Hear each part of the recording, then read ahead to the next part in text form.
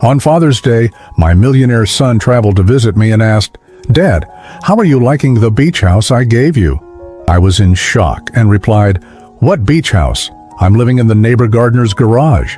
When I revealed this, subscribe to the channel for more stories like this, and comment the city you're watching from. I never expected my son's visit on Father's Day to shatter everything I thought I knew about my life. At 61, I'd grown accustomed to disappointment, but nothing could have prepared me for what happened that Sunday morning. Marcus pulled up in his gleaming Tesla, the same confident smile I remembered from his childhood lighting up his face. I was tending to Mr. Rodriguez's garden when I heard the car door slam. My hands were still covered in soil when my son wrapped me in a hug that felt both familiar and foreign.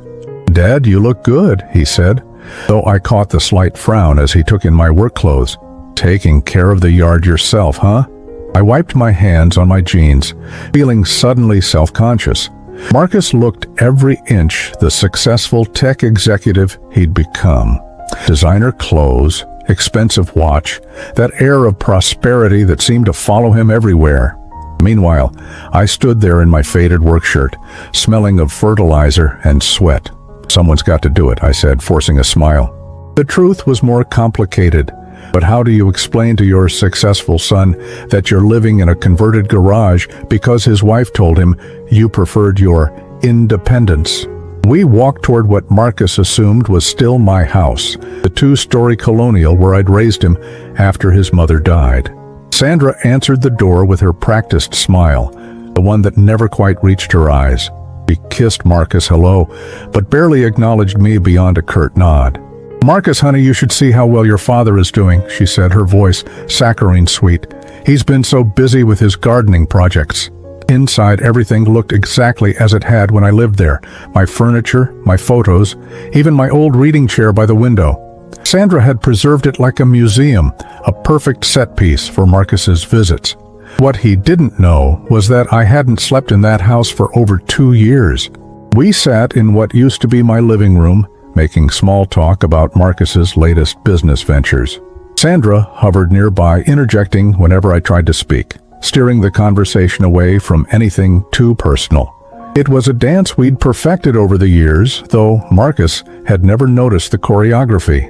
"Dad," Marcus said suddenly, leaning forward with excitement, "I've been meaning to ask, what do you think of the beach house I got you?" The words hit me like a physical blow. I felt my face go cold, my hands trembling slightly as I set down my coffee cup. "What beach house?" Marcus laughed, thinking I was joking.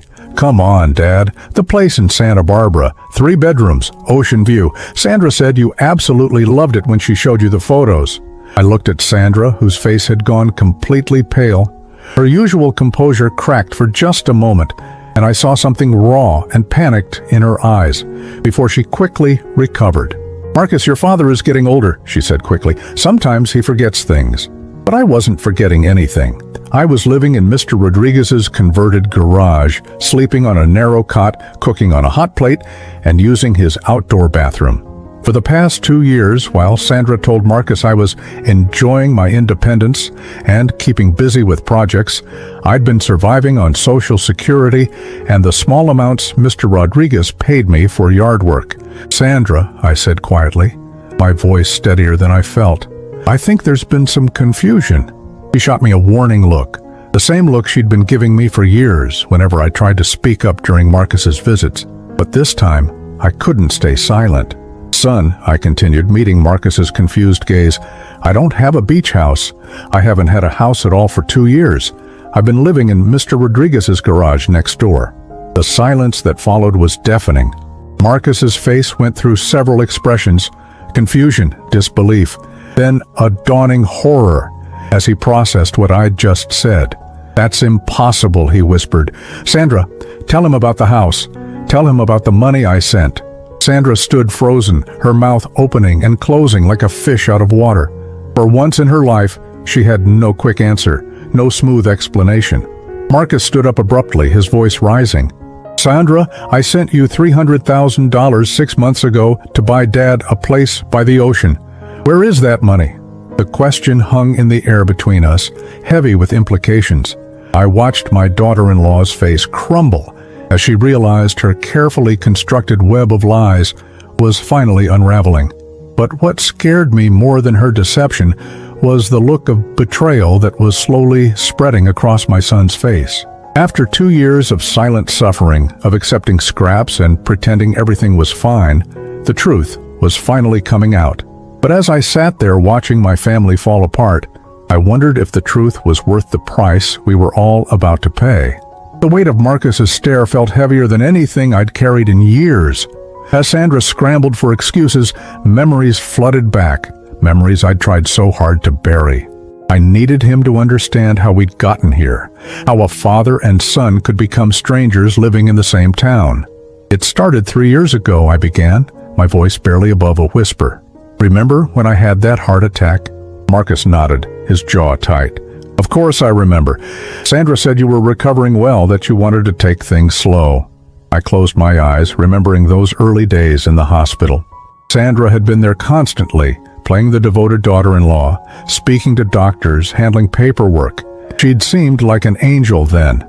After I got out of the hospital, I couldn't work my construction job anymore. The medical bills started piling up, and I fell behind on everything. I looked at my hands, still marked by decades of hard labor. Sandra offered to help with the paperwork, said she'd make sure you knew what was happening. But I never knew, Marcus said, his voice hollow. She told me you were fine, that you'd figured everything out. Sandra finally found her voice. David, you told me you didn't want to worry Marcus. You said you could handle it yourself. No, I said firmly, surprising myself with the strength in my voice. I begged you to call him. I asked you every week if you told Marcus about the foreclosure notice. The word foreclosure hit Marcus like a slap. He sank back into his chair, staring at me with wide eyes. Dad, why didn't you call me yourself? This was the part that hurt the most to explain. I tried. Every time I called your office, they said you were in meetings. When I called your cell, it went straight to voicemail. Sandra said you were going through a stressful time at work, that she was screening your calls to protect you. I remembered those desperate days, dialing Marcus's number over and over, leaving messages that were never returned. I'd thought my son had simply grown too successful, too important to deal with his old man's problems. She told me you'd gotten a new phone number for business, I continued. Said she'd give it to me when things settled down. I was too proud to keep pushing, too afraid of being a burden. Sandra's face had gone from pale to red. David, you're making me sound like some kind of villain. I was trying to help both of you. Help? The word came out sharper than I intended. When the bank took the house, where was that help? When I had to sell everything I owned just to pay for my medications, where was Marcus? You told him I was downsizing by choice, that I wanted a simpler life. Marcus was shaking his head slowly, like he was trying to wake up from a nightmare. This can't be real. Sandra showed me pictures of you looking happy, working in gardens, enjoying retirement. Those pictures were real, I said. But what you didn't know was that I was working in other people's gardens because I needed the money to eat. Mr. Rodriguez was the only one who would hire a 60-year-old man with heart problems. I thought about those first months in the garage. Mr. Rodriguez had found me sleeping in my car after I'd been evicted. He spoke limited English, but he understood dignity. He offered me work and a place to sleep, asking no questions. Sandra would come by once a month, I continued, my throat tight. She'd take pictures of me working, told me to smile and look healthy, said it would make Marcus happy to see I was staying active. Marcus turned to his wife, his voice dangerously quiet. You took pictures of my father living in poverty and used them to convince me he was fine. Sandra's composure finally cracked completely. Marcus, you don't understand the pressure I was under. Your company was going through that merger. You were working 18-hour days. I was trying to protect you from stress that could have ruined everything we'd worked for. Everything we'd worked for? Marcus stood up, pacing to the window. What about what he worked for? What about the man who raised me after Mom died, who worked double shifts to pay for my college? The silence stretched between us. I watched Sandra realize that her carefully constructed narrative was collapsing. For 3 years, she'd managed to keep Marcus and me apart while he unknowingly funded a life I wasn't living. The money I sent for the beach house, Marcus said slowly, still staring out the window. Where did it go? Sandra's hands were shaking now. I almost felt sorry for her. watching her search for another lie that might save her. We were waiting for the right property to come up," she stammered. "Real estate prices were so high, I wanted to make sure David got the best value." $300,000, Marcus repeated. "For 6 months, you've had $300,000 while my father lived in a garage." The number hung in the air like an accusation. I'd been living on less than $1,000 a month, rationing my heart medication, eating 1 meal a day, while enough money to buy me a decent home sat somewhere, doing nothing. As I watched the truth destroy what was left of my son's marriage, I wondered if I should have kept quiet. Some secrets once spoken can never be taken back. Marcus walked to the window, his shoulders rigid with barely contained rage. The silence in the room was suffocating, broken only by Sandra's shallow breathing. I could see her mind working, calculating, trying to find a way out of the corner she'd painted herself into. "Show me," Marcus said without turning around. His voice was cold, controlled in a way that reminded me of his mother when she was truly angry. "Show me the bank statements, the real estate listings, the contracts. Show me where my father's money went." Sandra's laugh came out high and brittle. "Marcus, you're being dramatic. The money is safe. It's just what?" He spun around, and I saw a fury in my son's eyes that I'd never witnessed before. "It's just earning interest while my father rations his heart medication?" The words hit me like a physical blow. I hadn't told him about the medication, but somehow he'd guessed. Sandra's face went white as she realized how much Marcus was putting together. "How did you know about the medication?" I asked quietly. Marcus's expression softened when he looked at me, but the anger was still there, simmering beneath the surface. "Because I know what your prescriptions cost, Dad. I looked it up after Mom died when I was worried about you managing on your own. 60-year-old men don't just cut back on heart medication unless they have to." He was right. I'd been splitting pills, skipping doses, telling myself it was fine as long as I didn't overexert myself. Some days, when the chest pains came, I'd sit on Mr. Rodriguez's old lawn chair and wonder if this was how I'd die. Alone in a garage, too proud to admit I needed help. Sandra stood up abruptly, smoothing down her dress. "I don't have to listen to this. David, tell him you're fine. Tell him you chose this life." "Sit down," Marcus said, his voice cutting through the room like ice. "We're not done here." She sat, but her hands were clenched in her lap, her knuckles white with tension. Marcus pulled out his phone, his fingers moving quickly across the screen. $300,000 transferred to your personal account 6 months ago. The memo said, "Dad's Beach House Fund." "Where is it, Sandra?" The question hung in the air. I watched my daughter-in-law's face cycle through emotions, panic, calculation, defiance. When she finally spoke, her voice was barely a whisper. "It's in investments." "What kind of investments?" The kind that will grow for David's future." Marcus laughed, but there was no humor in it. "Really? Because according to my bank records, $25,000 went to Nordstrom last month. Another $15,000 to that spa retreat you took with your sister. Should I keep going?" I felt sick. While I'd been eating beans and rice for dinner every night, Sandra had been shopping with money meant to give me a home. While I'd been wondering if I could afford my next doctor's appointment, she'd been getting massage treatments. "Marcus, you don't understand," Sandra started, but he cut her off. "I understand perfectly. You saw an opportunity and you took it. My father was inconvenient. His problems were messy, so you found a way to make him disappear while still looking like the caring daughter-in-law." Sandra's mask finally slipped completely. The sweet, concerned woman vanished, replaced by someone cold and calculating. "Fine. You want the truth? Your father was a burden. He was sick, he was broke, and he was going to drag us down with him. I protected our future." "Our future," Marcus repeated slowly. "What about his future? He's old, Marcus. How much future does he really have?" The cruelty of those words hit the room like a bomb. I felt something break inside my chest, and for a moment I couldn't breathe. This woman had looked at me, a man who'd worked his whole life, who'd raised a son alone, who'd asked for nothing but dignity, and decided I was disposable. Marcus stared at his wife like he was seeing her for the first time. "Get out," he said quietly. "What?" "Get out of this house, now." Sandra stood up, her composure cracking again. "Marcus, this is our home. You can't just... This is my father's home. This is his furniture, his belongings, his life that you've been playing house with for 2 years. Get out before I call the police." "You're overreacting," she tried one more time, but Marcus was already at the phone. "I'm calling my lawyer, then I'm calling the police. You have 15 minutes to pack whatever clothes you need and leave. Everything else we'll sort out in court." Sandra looked at me then, and I saw something desperate in her eyes. "David, tell him this is all a misunderstanding. Tell him you're happy with your life." I stood up slowly, feeling every one of my 61 years in my bones. "The only thing I'm happy about," I said quietly, "is that my son finally knows the truth." She gathered her purse, her hand shaking with rage or fear. I couldn't tell which. At the door, she turned back one more time. "You'll regret this, Marcus. Both of you will regret this." After she left, Marcus and I sat in silence for a long time.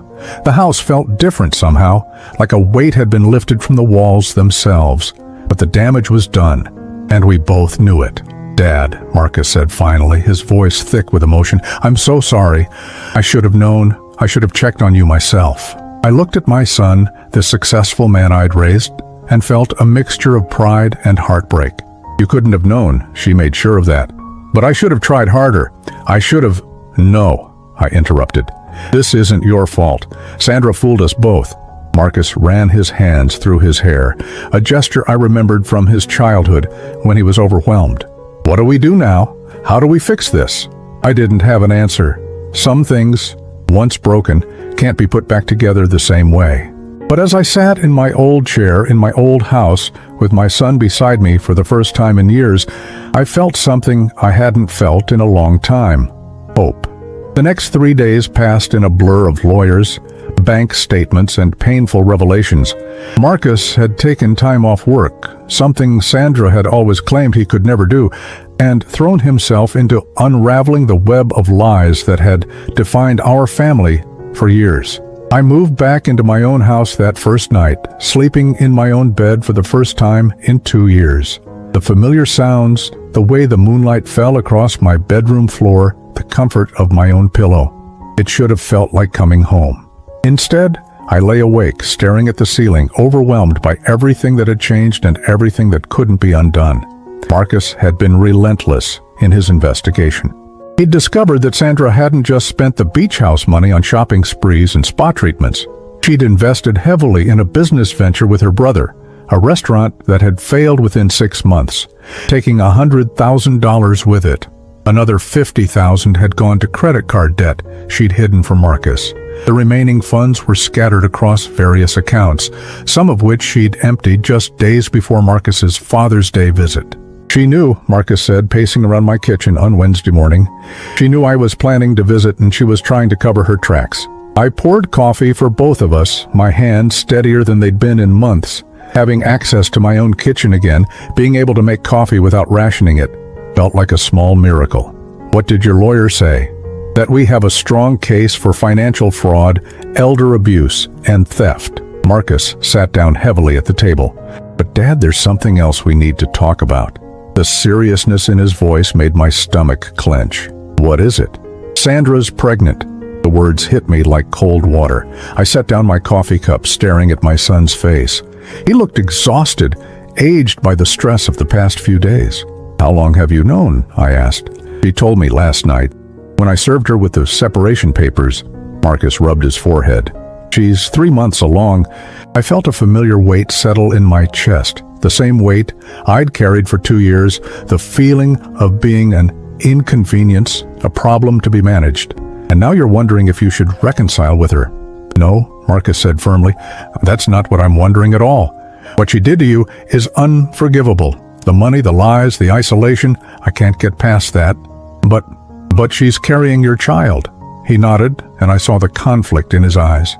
This was my son, the boy I'd raised to value family above everything else. The same values that had made Sandra's deception so effective were now tearing him apart. "Marcus," I said carefully, "what does she want?" "To come home, to pretend this never happened.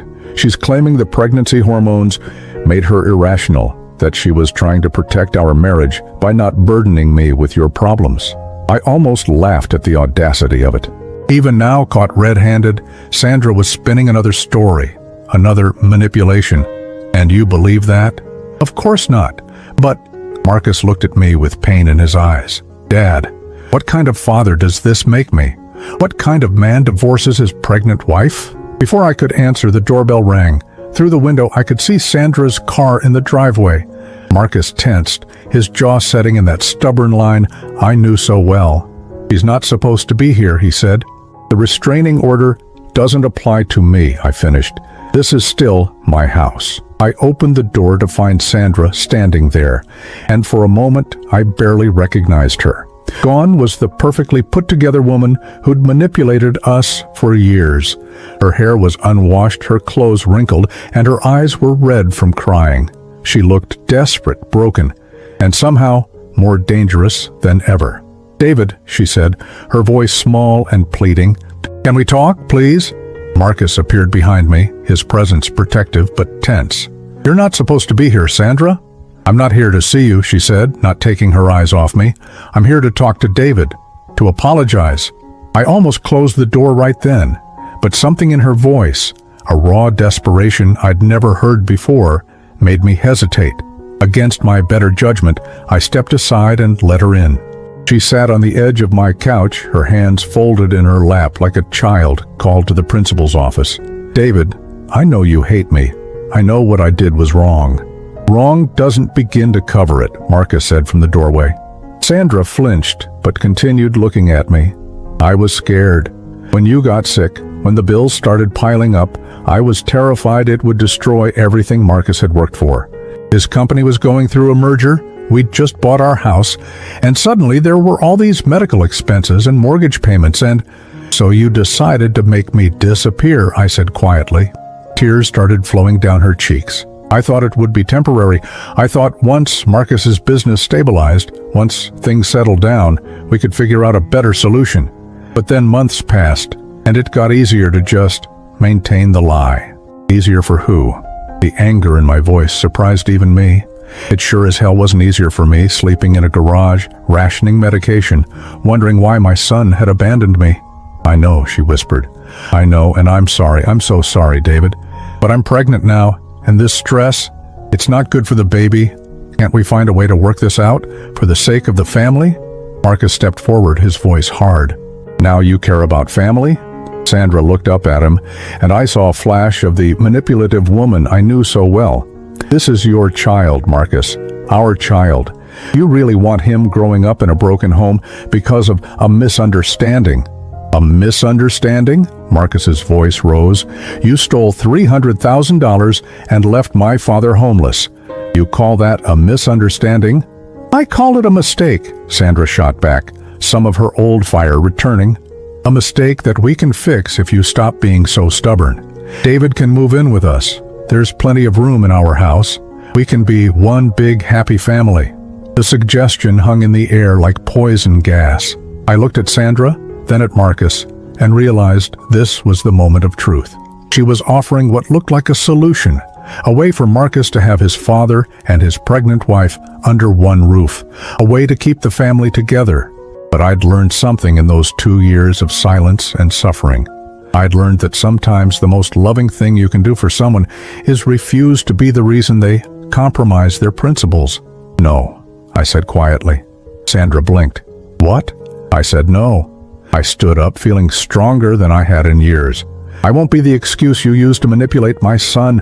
I won't move into your house and pretend everything is fine while you teach my grandchild that lies are acceptable as long as you don't get caught." Sandra's face went through several emotions: shock, anger, calculation. "David, you're being unreasonable. Think about the baby." "I am thinking about the baby," I replied. "I'm thinking about what kind of person that child will become if he's raised by someone who thinks elder abuse is a misunderstanding." Gee. Marcus was staring at me with something that looked like pride. Sandra, realizing she was losing control of the situation, played her final card. "Fine," she said, standing up and placing a protective hand over her belly. "But when this baby is born and asks why Grandpa David isn't in his life, what am I supposed to tell him? That you chose revenge over family?" Sandra's words about the baby hung in the air like a threat wrapped in sentimentality. I watched her standing there, one hand protectively over her belly, using her unborn child as a weapon in her war for control. It was masterfully done, I had to admit. She knew exactly how to twist the knife. Marcus's face was a battlefield of emotions. I could see him struggling, torn between his justified anger at Sandra's betrayal and his deep-seated desire to be a good father. The pregnancy had complicated everything, adding layers of guilt and obligation that Sandra wielded like an expert. "You'll tell him the truth," I said finally, my voice steady despite the turmoil in my chest. "You'll tell him that his mother chose lies over love, manipulation over honesty, and maybe, if you're lucky, he'll learn from your mistakes instead of repeating them." Sandra's composure cracked again. "David, please. I made mistakes, but I can change. We can all move forward together." "Some things can't be undone," I replied. "Trust, once broken, doesn't just magically repair itself because it's convenient." Marcus stepped closer to me, and I felt his hand on my shoulder. "Dad, what if we tried family therapy? What if we worked through this together?" I looked at my son, seeing the hope in his eyes, the desperate need to believe that his growing family could somehow be salvaged. It broke my heart to watch him struggle with this impossible situation. "Marcus," I said gently, "I need to tell you something that happened last month. Something I didn't mention before." Sandra's face went white. She knew what I was about to say. "I had a heart episode while working in Mr. Rodriguez's garden. The pain was so bad I couldn't breathe, couldn't stand. Mr. Rodriguez called 911, and they took me to the emergency room." Marcus's grip on my shoulder tightened. "Dad, why didn't you tell me?" "Because I tried to call Sandra from the hospital. I begged her to contact you, told her the doctors said I needed someone to make medical decisions if my condition worsened." I looked directly at Sandra, who was now trembling. "Do you want to tell him what you said, or should I?" Sandra's voice came out as a whisper. "David, please. She said you were in important meetings all week, that she'd handle any medical decisions herself as my emergency contact." I felt the familiar tightness in my chest as I remembered that conversation. But what she really meant was that she didn't want you to know I was sick again, because if you knew, you might ask questions about why I was living in a garage instead of the beach house you'd paid for. The silence that followed was deafening. Marcus slowly removed his hand from my shoulder and turned to face his wife. "You knew he was in the hospital and you didn't tell me?" "Marcus, I was trying to protect you from what?" His voice was rising again. "From being there for my father when he needed me? From being the son he raised me to be?" Sandra started crying again, but these tears felt different, more calculated, more performed. "I was scared, okay? I was scared that if you knew how sick he was getting, you'd blame me for not taking better care of him. And instead you decided to let him possibly die alone in a hospital room," Marcus said, his voice hollow with disbelief. "He didn't die," Sandra protested. "He was fine." "No," I said quietly. "I wasn't fine. I spent 3 days in that hospital wondering if I'd ever see my son again, wondering if I'd die without ever getting the chance to tell him how proud I am of the man he became." Marcus sat down heavily in my old reading chair, his head in his hands. The weight of everything, the stolen money, the lies, the isolation, and now this final betrayal was crushing him. I wanted to comfort him, but I knew he needed to work through this himself. "There's more," Sandra said suddenly, her voice taking on a desperate edge. "Things you both need to know before you make any permanent decisions." Marcus looked up, exhaustion written across his face. "What now, Sandra?" "The restaurant investment with my brother, it wasn't a failure. It was successful, very successful." I felt a chill run down my spine. "What do you mean?" "I mean, the business is thriving. My brother bought out 2 more locations last month. The money isn't gone, Marcus. It's growing." Marcus stood up slowly, his face going through several expressions as he processed this information. "You told me the restaurant failed. You said the investment was a total loss." I lied. Sandra's voice was barely audible. "I kept the money in the business because I thought, if things got bad between us, if you ever wanted to divorce me, I'd have something to fall back on." The room felt like it was spinning. This woman had not only stolen my son's money and used my suffering as a cover story, but she'd also been planning for the eventual failure of her marriage while playing the devoted wife. "So let me understand this," Marcus said, his voice dangerously quiet. "You took money meant to buy my father a home, invested it in a business, lied to me about the business failing, and kept the profits as insurance against our marriage ending?" Sandra nodded, tears streaming down her face. "But Marcus, I can make this right. The business is worth more now than what you originally sent. We can buy David an even better house, a bigger place. Everyone wins." "Everyone wins?" Marcus laughed, but there was no humor in it. "Dad spent 2 years living in poverty, while you built a secret nest egg with his money. How exactly does everyone win in that scenario?" Before Sandra could answer, there was a knock at the door. Through the window, I could see a young woman in a business suit carrying a briefcase. "That'll be my lawyer," Marcus said. "I called her this morning." Sandra's face went pale again. "Marcus, please, think about the baby. Think about our future." "I am thinking about the future," Marcus replied, as he went to answer the door. "I'm thinking about what kind of father I want to be, and what kind of example I want to set for my child." As the lawyer entered and began discussing legal options, Sandra made one final desperate play. She turned to me, her voice taking on the sweet, manipulative tone I knew so well. "David, you have grandchildren to think about now. Don't let your hurt feelings rob this baby of a relationship with his grandfather. Be the bigger person here." I looked at this woman who had systematically destroyed my life while smiling to my face, who had used my love for my son as a weapon against both of us, and I realized something profound. I didn't need to be angry anymore. Anger gave her power over me, made me reactive and predictable. Instead, I felt something I hadn't experienced in years, complete clarity about who I was and what I wanted. "Sandra," I said calmly, "I will be in this baby's life if and when Marcus decides that's what's best for his child. But I won't be manipulated into it, and I won't pretend that what you did was acceptable just to keep the peace." I paused, letting the words sink in. "You keep talking about being the bigger person, but you've forgotten what that actually means. The bigger person doesn't enable lies. The bigger person doesn't sacrifice their dignity for the illusion of family harmony. The bigger person stands up for what's right, even when it's hard." Sandra stared at me like I was a stranger, and in many ways I suppose I was. The broken, desperate man she'd manipulated for 2 years was gone. In his place stood someone who had learned the difference between being loving and being a victim. 6 months later, I stood in the workshop behind my house, running my hands over the smooth surface of a rocking chair I'd been crafting for weeks. The wood was cherry, hand-selected from a local mill, and every joint was perfect. It was the kind of work I'd dreamed of doing when I was younger, before life got in the way, before I spent decades in construction, just trying to make ends meet. The settlement with Sandra had been surprisingly straightforward. Faced with evidence of fraud and the testimony of both Marcus and Mr. Rodriguez, her lawyer had advised her to cooperate. The business she'd secretly invested in was indeed successful, worth nearly $500,000 by the time everything was sorted out. Marcus received back his original investment plus substantial damages, and I received enough to secure my future without ever having to depend on anyone again.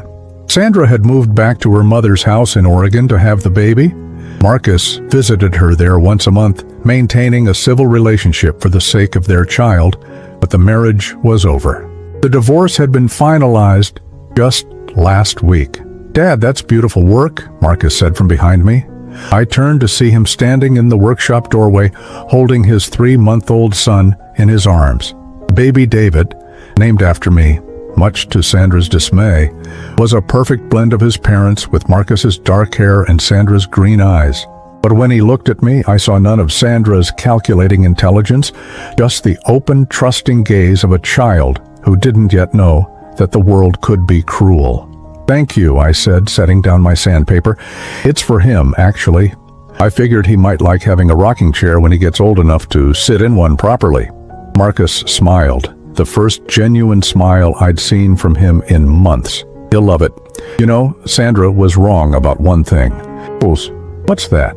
He said you'd never be part of his life because of what happened, but you're more involved with him than she is half the time. It was true.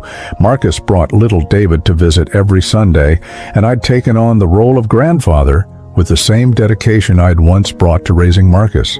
But there was a difference now. No one was using my love as a weapon.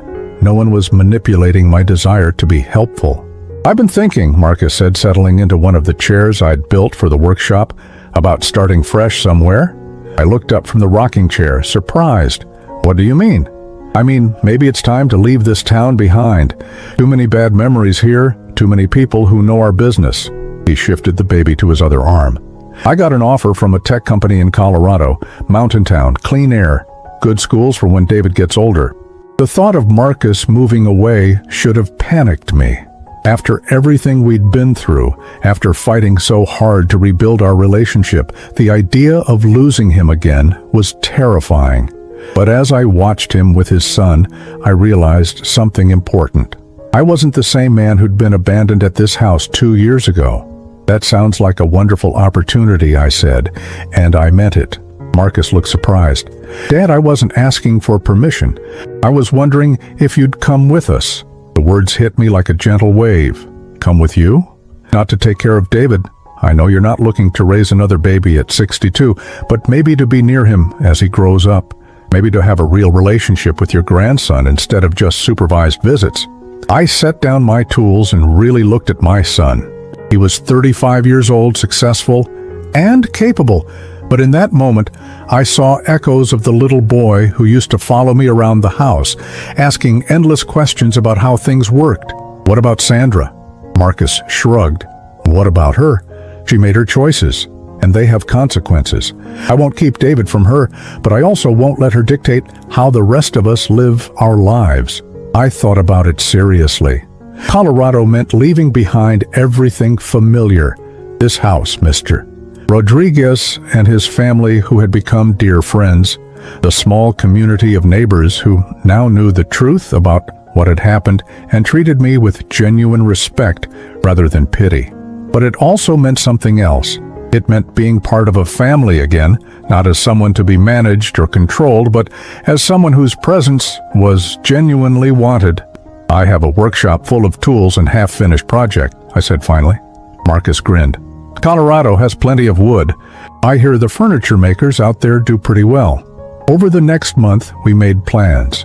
Marcus sold his house, the one he'd shared with Sandra, the one filled with memories of lies and manipulation. I put my house on the market too, though I kept it long enough to finish several pieces of furniture I'd been working on.